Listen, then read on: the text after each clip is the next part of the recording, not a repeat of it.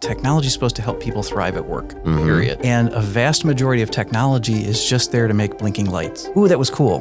What do I do with it? So when we look at things like AI, we really have to take it back to what do I want it to do for me, or what could it empower? I like to say that how can this help give someone superpowers? The Vision Pro, I think, is a perfect example. This is Apple telegraphing, hey, this is the future we believe in. It's that next generation of how are we going to use computers. It's not just going to be in our pocket, it's actually going to be in our field of vision. Welcome to another episode of Beyond the Briefcase. I'm your host, Matt Goodwin. We're going to see what we got going on today, who our guest is.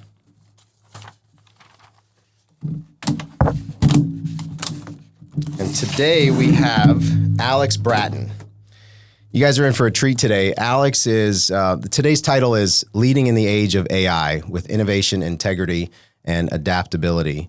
And we're going to dive into learn a little bit about Alex first.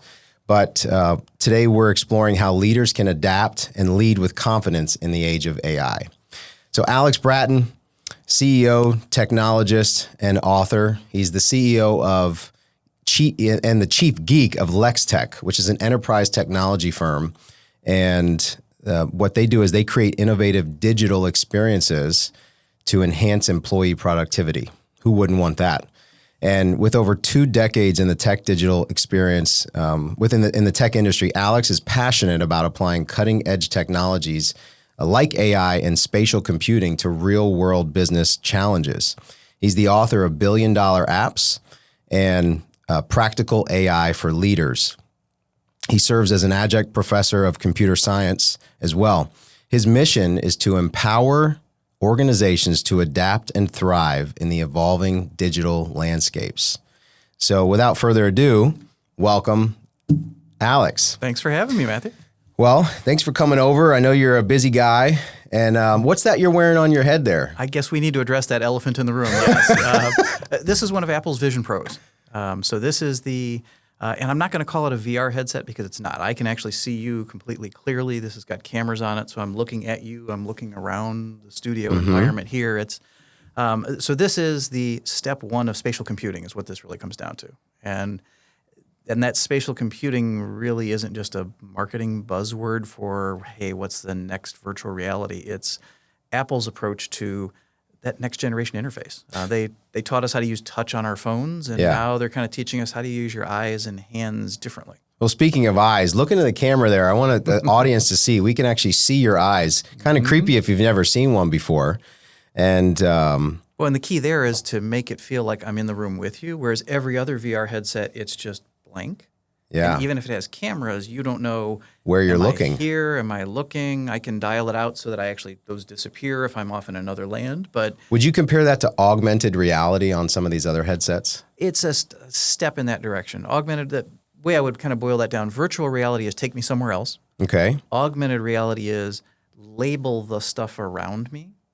Spatial computing is bring all of the tools I'm used to using, my iPad apps, my iPhone apps, Mac apps, and bring them right here in front of me and have them hovering. So if you ever see me moving my hands in a weird way, it's because there's windows in front of me as we're talking here. Yeah. So it's that next generation of how are we going to use computers. It's not just going to be in our pocket. It's actually going to be in our field of vision. Well, what I want to see is how you use it. And we can't show everybody on this conversation we're going to have today, but you have something that you've done on your iPad here, and I want you to just show that real quick. So tell us about it. So before I bring up the visual, so imagine, if you will, I want to make a virtual call with someone. Okay. So Zoom call or otherwise, but you're wearing this.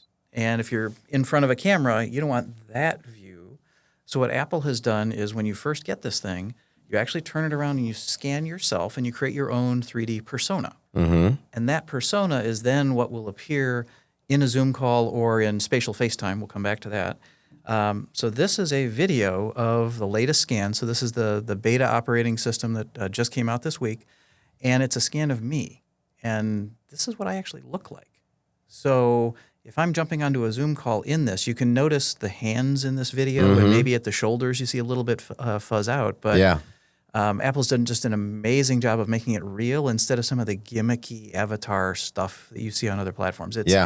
And again, for those of us in the business world, we want to connect on a human level, even if we're remote. And I think this does just an amazing job of starting to take us there. Well, now if you take that headset off, we can see that you do, in fact, look just like the guy in the picture. Here we go. So see, goatee and everything. So we'll set that down over here. Get the glasses on, fix the hair from the strap. and that's me. Awesome.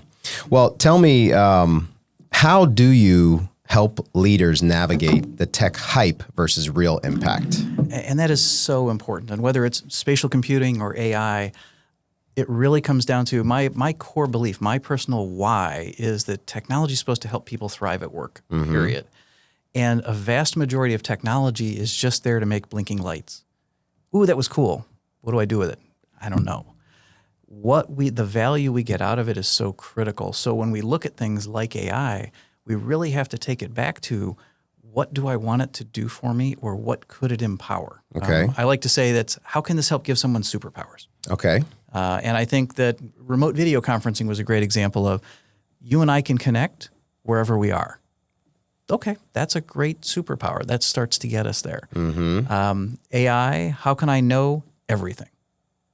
Google was a first step into that, but AI is now getting us to the point where, okay, we can very quickly tap into the entire internet of knowledge, synthesize that down. Well, if I could know everything, what would that let me do? What kind of superpowers can I drive with that? So we have to take it back to the why. So you're helping leaders extract the why before they just buy the next shiny thing that's cool. That's exactly it. And that's the trap I find so many people falling into. The Vision Pro, I think, is a perfect example. We've had a 17-year partnership with Apple of our 25 years. And a big part of that is helping nail down the why because, again, the iPad, it's awesome. It gives us great productivity. Yeah. But until we talk about the why, okay, it's a really shiny pane of glass. What's the why? How is this helping people? With the Vision Pro, same thing. That's great. Don't go buy it to watch movies. Yeah. How is this helping? We were having this conversation. We were. How is this truly helping my business? And this is the same as the iPhone version 1. It took 5 years for people to start figuring out where the heck to even apply mobile technology in the business. This is Apple telegraphing, hey, this is the future we believe in. Okay. So if you haven't already, get to an Apple store and experience it. You don't have to buy it, but at least experience it because they're telling us the future. Interesting. Well, what drew you to the intersection of technology and, say, executive strategy? So I have always been a half geek, half entrepreneur. And it's always really been about how do we apply this stuff. And as I was helping folks craft systems to, again, empower people, more and more it became really obvious that it wasn't just those people that needed the help. It was their leaders. Because those folks were so disconnected with the reality of what was happening with their teams. Specifically, the number of times, whether it's an IT leader or a sales leader, of I know what they need. Those are the words of doom. No, you don't. Unless you were out in the field weeks ago, if you're out there 2 years ago, the world has changed. So helping those folks start to understand, set the vision, set the KPIs, set where you're trying to take it, but don't tell your people you know what they need. You need to engage them in that discovery process. So it's really trying to get those leaders to come together. And at the same time, we've often done what I hate to have to call corporate marriage counseling and bringing IT and sales and executive leadership and commercial operations, those leaders together in the same room, because you're not going to be successful with technology if only one of those people is driving it. You have to bring the organization together so everybody's headed in the same direction. Well, and that you'll increase your chances of getting buy-in from the team too if you incorporate them in the process. Exactly. Of what you're implementing. And the users that you're targeting, absolutely, but the leaders themselves is the key because otherwise someone's going to stand in your way. Now, if you're a business leader and I've got this thing I want to do, but IT is telling me no, well, that means we didn't engage them early enough. That's what drives this concept of shadow IT. Well, what's the average size organization of the clients that you work with? I'll say historically, we've worked in the Fortune 5,000. Although now, due to AI, we're finding the help me figure out the business why and then do something with it. That's actually bringing us way down market into the mid-market. And we're having just incredible conversations. I love working with a business leader who has pain, is seeing things like, I know I have to reinvent this part of my business using AI, but I don't know where to go with it. That's exciting to be able to help folks with that and there not be a 12-person committee. Yeah. So I'm really enjoying that. Okay, that's good. So committee of two is Wonderful. Is wonderful. A lot less corporate hierarchy. Yes. Well, so you're talking about these executives that you want to make sure they're not just buying something, they're getting their team buy-in. How do you define responsible innovation? That's a really interesting word when we start throwing responsible in there. Because innovation is, again, that takes us back to the shiny object. Mm-hmm. Responsible to me means that there's a why and that it's empowering the people, not how can I do this? And AI is the poster child for this. How can I do this so I can fire my team? I don't believe in that. I, again, believe in giving that team superpowers. Now, if you have a team made of folks that I'm just going to call meat machines, and yes, that should sound as awful as it is, if that's it and you have not invested in training them and you haven't invested in say, yeah, these people matter to our organization, how you got there in the first place, I would challenge. But assuming you have a team where you value them, you've made huge investments and they're driving things for your business, if you can augment them and give them those superpowers, that's how you double what your business can do without necessarily having to hire a whole bunch more folks. And as opposed to scaling back. That's exactly And having it. the robot replace the human. Yeah, this shouldn't technology. be about the replacement. It should really be about I love talking to folks about the growth side, not the I want to eke every penny out of it. Yeah. I think that's short-sighted. I think a lot of industry leaders that are looking to incorporate AI, that's the first point. So what are some of the most exciting or misunderstood applications of AI today? I think the sales area is a perfect, simple starting point for any organization that has a sales team. I have an agent, for example, that helps me on a daily basis. Anybody I'm going to get together with. Virtual agent? Virtual agent, an AI agent. Okay. Thank you for the clarification. Yeah. What it does is it looks at my calendar a day ahead. It looks at all of the people in there and performs research on them. Same kind of thing you might ask an executive assistant to do or a sales assistant. It's going out, it's looking at their LinkedIn, it's researching them on the internet, it's mapping out their career trajectory through LinkedIn to see what kind of insights it can pull. And most importantly, it's going to look at what are they posting about? What's important to this person?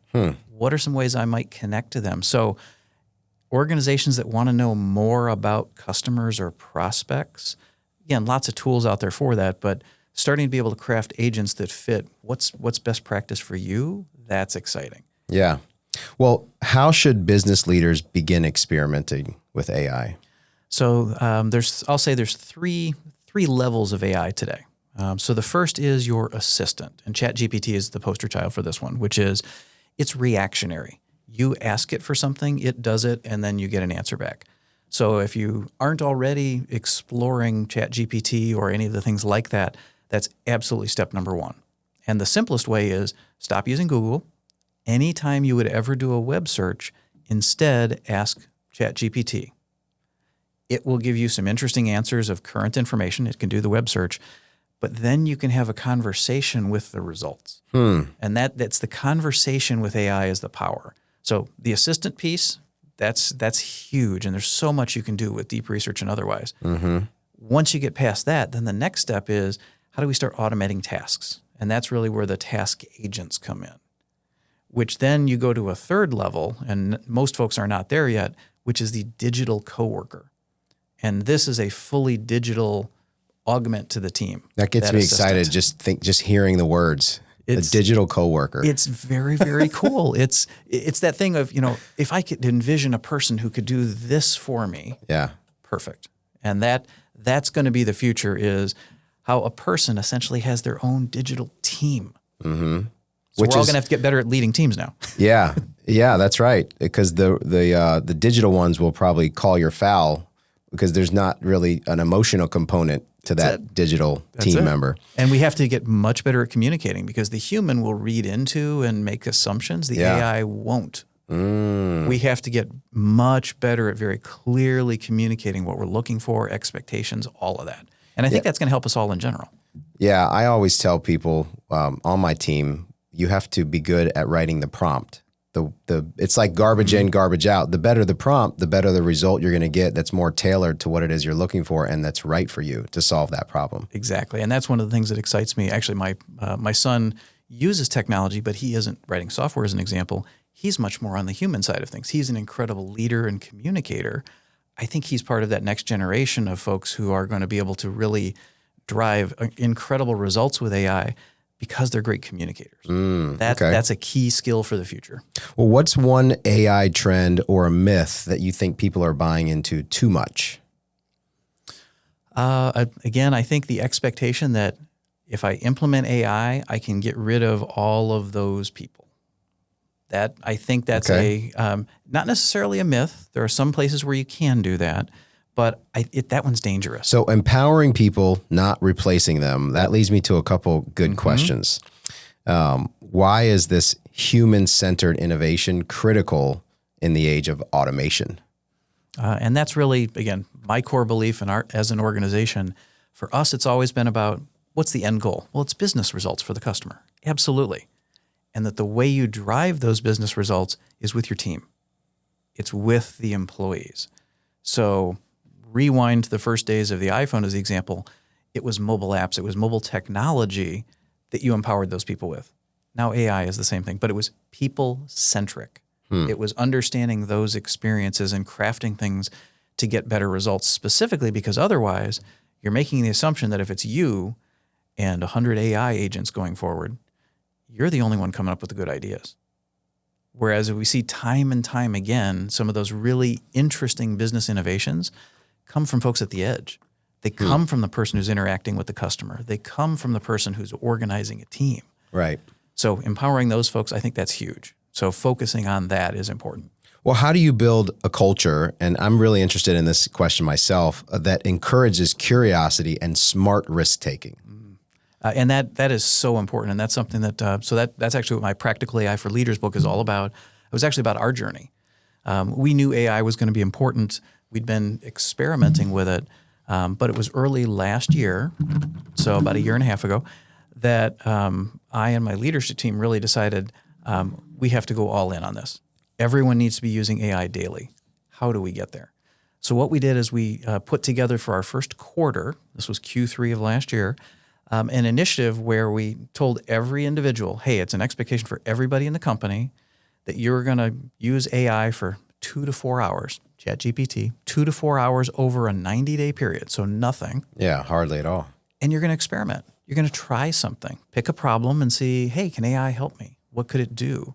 And we had them then put together a one-slide presentation that they shared with folks of what was the problem I was trying to attack, what was the result, what's my takeaway, and is there anything the team should do about that? And we had every individual, 2 at a time, just present in our weekly all-hands meeting. How many people was that at the time? So we went through about 45, 50 folks. And we spent the quarter sharing those results. Okay. And the key was celebrating the amazing wins, celebrating the, oh, crud, that didn't work. So it was celebrating the failures and having folks feel comfortable that it's okay, that it wasn't about the result. It was about that we did it and we learned something. So spending a quarter learning it, followed by, you know what, this is real. By the end of the year, everybody needs to be using AI daily. We put together a tiger team of folks from different disciplines. So yes, there was an engineer, but there was someone from accounting. There was someone from sales. There was someone from design. I'm curious, who on your team or what department was the most reluctant to do this task? It's interesting. I think the more technical you are, the more you struggle with AI. Interesting. The folks who leaned in big time were the least technical. Someone from sales, for example, created one of our earliest huge success stories.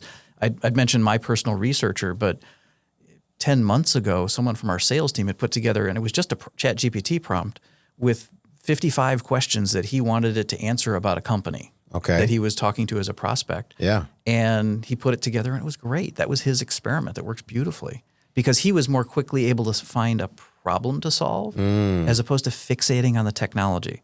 That back to the where can we fail? Fixating on the technology is where we fail as opposed to what do we want it to do for us. That's interesting because when I did something similar with my team last year, I don't remember how many of them, I didn't give them a prompt and say, answer these 3 questions, solve a problem. And I have a much smaller team, let's say less than 10 people. But I was pleasantly surprised that the people who I thought would be less technical actually came up with some really cool stuff that they were using it for. Love it. And I was thinking, well, how do I hire more technical savvy people? But what you're saying is just experiment with it and you'll be shocked at some of the results you get. Well, and that, to me, that's the really interesting thing about AI. It is mobile apps let everybody touch the technology. AI is the technology democratizer. It makes everybody an incredible engineer. We don't have to worry about doing the coding anymore. I can ask the AI for what I want, and I get it. And I can ask the AI to help me figure out that stuff too. Well, speaking of apps, building billion-dollar apps, I want to talk about that for a moment. What inspired you what inspired that book of yours, Billion Dollar Apps? So this was back a little bit farther back into the days of iPhone and iPad apps, and we had been working with a number of organizations. And just from my consulting background, I saw specifically billions of dollars locked away in inefficient workflows in big companies. Okay. Just the time wasted doing things, the filling out this paper form, the broken processes, all of those kind of things. So that book was my attempt to essentially codify my way of thinking of how do we find the problems worth solving, which part of the company. Once we look at a workflow, whether it's a sales workflow or a manufacturing workflow, how do we identify in there, okay, hey, these are some places where technology could help. And then if that was an app, what would it look like? So it's just a common sense technology strategy is what it really came down to. It's interesting how we use that term common sense so much. And it's not. It's not. I'm known for distinguishing common knowledge between common sense. And I had to come up with that when I had people that would always say, this is common sense. But no, it's common knowledge to somebody. So let's distinguish it. Common sense is what a human should have. It's common sense that if you walk on fire, you're going to get burned. If you go outside and it's sunny without sunblock, you're going to get a sunburn. But common knowledge would be someone that maybe is already in the industry and dealt with that problem before. But had they not, even though it's common sense to you and I because we're living it, it's not common sense. It's just common knowledge. So I agree. Well, what do you think makes a digital product or an app truly valuable and scalable? So again, the real value comes back to how is this helping someone? Is this giving me a superpower? And to me, the most powerful apps that get so well adopted, let's ignore the addictive Facebooks of the world, but the apps that get adopted from a business perspective are the ones that save time or let me do something I couldn't do before. And again, our remote video conferencing is an example. The one that still blows me away to this date is in the new Vision Pro. FaceTime is the normal iPhone video chat. But when you put the Vision Pro on, and if we're both in the Vision Pro, we're sitting across from each other just like this. The killer app of spatial computing is eye contact. That lets me do something I could never do before, which is remotely sit next to you. So that's huge. I could see your eyes when you're in the same room with me. And that's one thing. Like, let's say you're in your house and your kids come in the room and you can look at them. They see you looking at them. But then there's the other element of being able to look the person in the eyes that's thousands of miles away potentially. Exactly. And have 3, 4, 5 of us sitting here. And if I'm turning over to this party over here, you turn to that person. That's so cool. And if we have a shared document floating in space over here, we're all looking over here at that document and then turning back and forth to each other. Or I stand up in front of my presentation and the 3 of you are all looking at it and asking questions like we were in a meeting room together. What would you say a team of, say, 5 people that are running a pretty sizable business from different locations would have to invest to incorporate this technology into their practice today? So we live in... Approximately. So we live in Spatial FaceTime on the Vision Pro as an example. And do exactly that because we're distributed all over the country and a few folks around the world. 5-person team. Again, the device itself, $3,500, round it off and call it 4,000 with support and that kind of thing. So the question is, how often are you putting folks on planes to make high value decisions? Okay. If instead eliminate the travel costs. Exactly. If that's a couple of trips, that pays for itself in months. And I think that's exactly the kind of thing. Again, solo Vision Pro. If you're a Mac user, all kinds of fun stuff it can do. Yeah. But if you've got a 2, 3, 4, 5-person team where you're collaborating constantly, I think it's incredibly valuable. Again, it's just FaceTime. You don't have to buy anything. You just bought the device and you're in.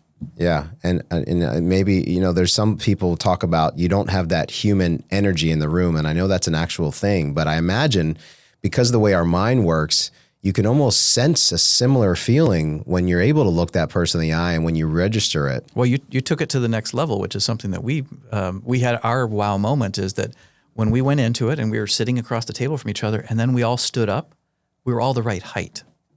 Oh, that's cool. You knew that. And we actually fist bump at the start of every meeting because it detects our fists actually making contact. That is cool. You're in the same room. So it's the Jedi Council for those Star Wars fans, but it's real. So, I always wondered how people were going to create a true teleportation. And I thought that the only way you could really do it would be through a holographic type technology. And what you're saying is the Apple Vision Pro is already there. It's already there. And yes, this is the worst Vision Pro Apple will ever create. Just like the first iPhone was the worst one. Yeah. But think about that iPhone, how much that has evolved over now many, many years. We're going to see the same thing. And again, that's not just you can only do it there, but Apple nailed it.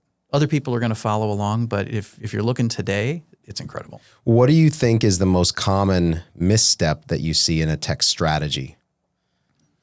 Again, I think as we were talking about a little bit earlier, a fixation on the technology when doing the strategy. And I've talked to, for example, some heads of innovation at very large companies, and they've fixated on, we use the Vision Pro. I love this. I want to use this. Where do I use it?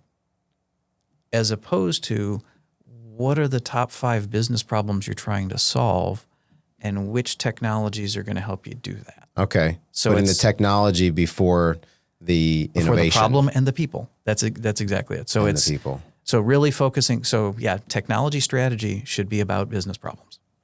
So moving to a different topic here, and from a leadership perspective, as a leader, what helps you personally stay sharp as both a technologist and a leader? So for me, and again, I'm a geek. I admit that. But going hands-on with these new technologies, I think, is so important for everyone. I think that especially in organizations where you have leadership that has a technical leader, abdicating the understanding of the technology to that tech leader, you're doing your entire company a disservice. You have to, again, back to every single human being should be using ChatGPT right now. There's no reason not to. And you can't just say, I'll let them do that or figure that. Nope. You need to live it. You need to start living. Again, get to the darn Apple Store. Try this, because 3 years from now, it will matter to your business. So really getting in, and no, it's not your full-time job, but you said it earlier. We all have to be curious. We're in the world of constant change. And as a leader, that I'm embracing that. We're always evolving, always changing. It doesn't mean go out and buy everything, but we have to at least try it. Yeah, try it before you buy it. You might like it. But before you do buy it, after you try it, have a good reason that you're going to use it for. That's exactly it. Yep. And again, sometimes we do have to do proofs of concept. We've got to do pilots to figure these things out. And that's actually the other potential trap is people like to say a technical proof of concept, which is, did the technology work? A proof of concept should include both that and the business side. Is it delivering the business result you wanted? Great, we built an app, we did an AI thing, whatever we did, and it's supposed to save us time. Is it? Even if you're only testing it with 3 people, is it saving them time? Well, I like your example of the having to travel for in-person meetings, because I think that would resonate with a lot of people. I could even see a few years out where these big conventions are taking place where everybody has an Apple Vision Pro on, and that's going to save a scalable amount of travel time. Yeah, you can't go for a drink with them after the speaker's done, but I could see certain types of conferences where it makes a lot of sense, where you're eliminating the need for this extravagant venue, and instead you have a virtual venue. And make some investments there. And actually, I would disagree on you can't have a drink with someone, assuming that the technology evolves. And again, video meeting software of today is garbage because it's all about the meeting. It misses the before the meeting and the after meeting time, which is actually the most valuable time. The hallway time at an event, I think, is an example. And one of my many companies along the way, we actually had a digital events product. So we spent a lot of time on how do you humanize that. But if folks intentionally build out those experiences, we should be able to connect virtually outside of the session. So it's going to be interesting to see what we can do to evolve with that. That's something we do internally even not spatially, we send people food as a part of our internal all-hands meetings when we're doing a holiday party. And you know what?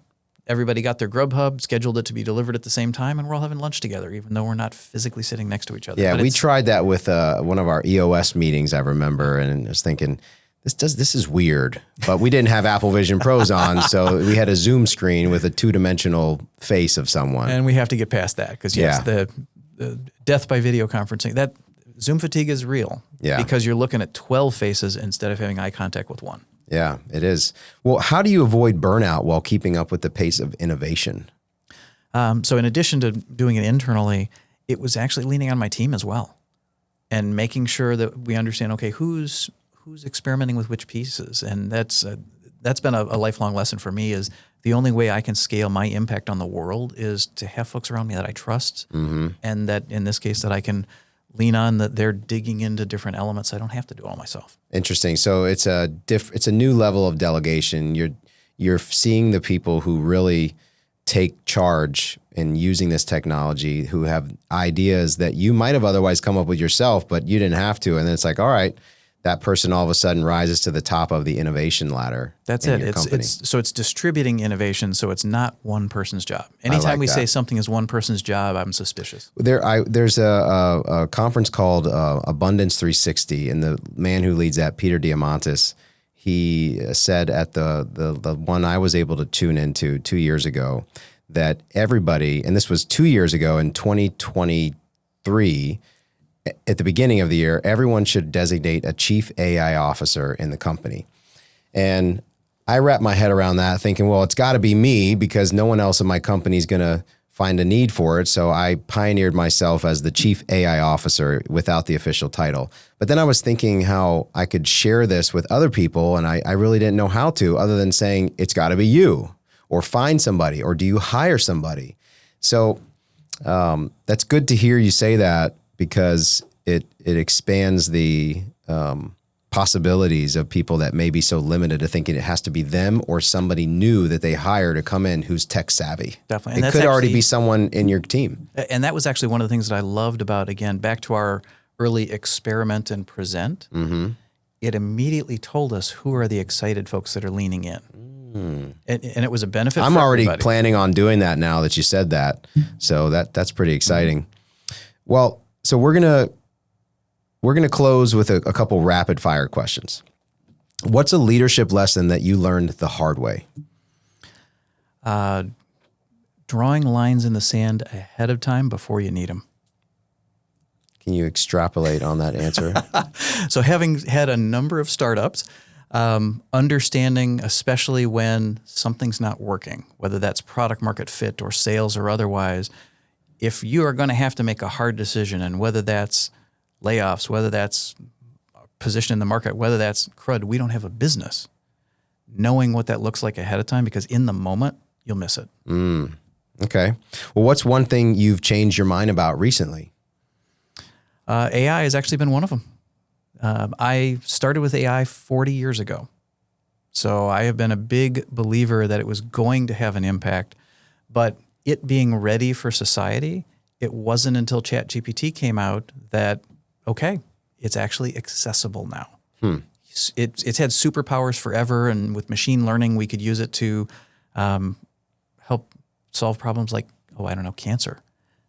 AI has been helping with all kinds of genetic research, but now we've opened it up where people can actually use it as the way to talk to technology. So what other platforms have you used, such as or alternatives to GPT, like Perplexity.ai? I know there's a couple competitors, and Bard, Google has Bard. It's like, how do you pick one? Great question. And Claude as well. And there's lots of them out there. Number one is making sure that whatever platform you pick, understanding the legal terms and conditions around, are they training their models on your data? So the simple statement there is, if you're not paying for it, you are the product. Make sure you're paying for it, because like Facebook. That's exactly it. They own you. Yeah. So make sure you're paying for it, and then make sure that you understand what are they doing with your data and what rights do they have to your data. Midjourney is an example of something for creating images that they have a paid version, but it's not until you get to a higher level that they don't have the right to use the images you created themselves in their own marketing. You can turn Not it cool. off. I know with ChatGPT, which I'm on the paid version now, but there's one level above. I think they call it Enterprise or something.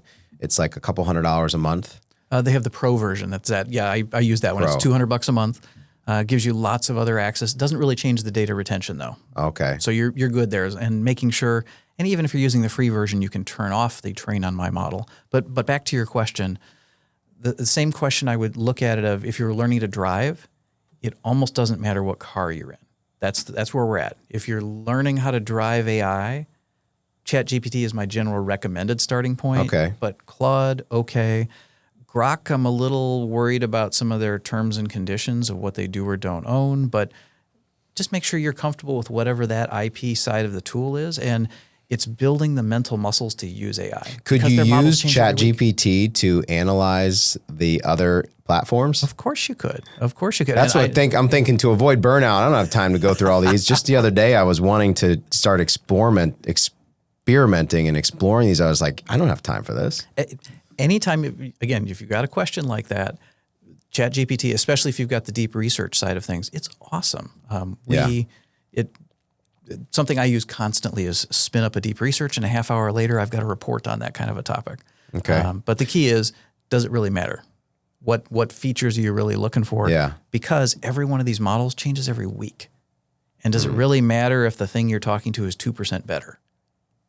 Yeah, that's true. Well, ChatGPT, I've been using it for 2 years, and I'm going to tell you, it's pretty incredible.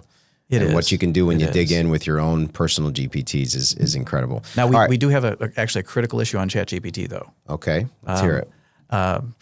Back to your world, the legal world. So there is currently right now a huge problem with the New York Times suing ChatGPT about essentially the statement that they had stolen a bunch of New York Times content. Like, okay, not going to come out on a lawsuit. But a judge has ruled that ChatGPT, OpenAI, the company behind it, they have to retain all conversations that anybody is having with ChatGPT and make them discoverable to the court. I am not okay with that. That's Wow. insane. That is insane. That breaks every privacy rule. That breaks everything. And that's something that's being appealed right now. So as much as I've talked about ChatGPT. Yeah. So be careful what you talk about. Yeah. Don't ask it things that will put you on the known terrorist list, right? Never. Or will get you kicked out of the line at the airport before you get on your plane. Yep. All right, finish this sentence. Leadership in the AI era is? Proactive. All right, that's good stuff, as opposed to reactive. Exactly. Because reactive essentially means you're moving with the trends. Proactive is, I have a why. I've engaged my team in the why, and we're moving the business forward with it. That's a good summation of a lot of the things we touched on today. Well, where can people follow or connect with you online? Lextech.com, LEXTECH.com. And Alex Bratton on LinkedIn is probably the best bet. That's where all of my podcasts and everything else gets posted up there. Okay, good. Because I'm sure people after today will want to know what you're up to. Aside from me wanting to see all these cool things you're doing with the Apple Vision Pro, there's other people that could really benefit from reading some of the content that you put out. Thank you. Well, so final message. If listeners remember just one thing from today's episode. For any technology that you're working with, make sure you have an understanding of what's your why. Tell that to the with why. camera. Start with why, then bring the technology to the table, which is the reason why we call what we're doing not AI work, but AI why. AI with a why. All right. Well, thanks, Alex, for coming. Everybody, thanks for tuning in, and get ready for upcoming episodes where we continue to dive into some of these topics we touched on today. Thanks again for coming to Beyond the Briefcase.